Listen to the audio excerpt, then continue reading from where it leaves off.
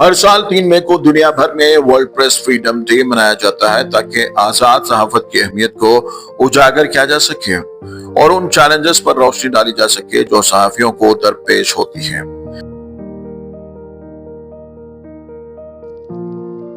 ताहम आज के दौर में एक बड़ा चैलेंज गोदी मीडिया की सूरत में सामने आया है।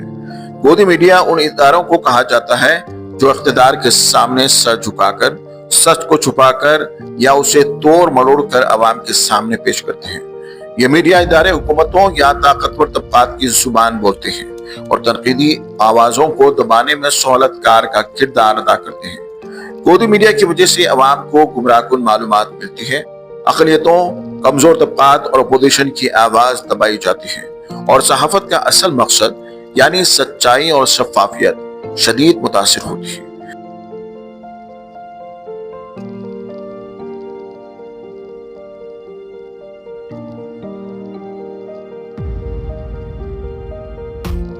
ऐसे माहौल में आजाद सहाफियों को सेंसरशिप, दबाव और तशद्दुद का सामना भी करना पड़ता है। वर्ल्ड प्रेस फ्रीडम डे का असल पैगाम यह है कि न सिर्फ सहाफत आजाद हो बल्कि अवाम भी बाशऊर हो कि वो सच और प्रोपेगेंडे में फर्क कर सके।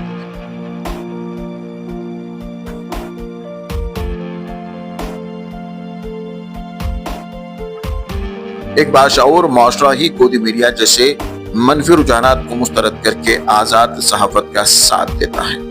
Bureau report, Urdu news.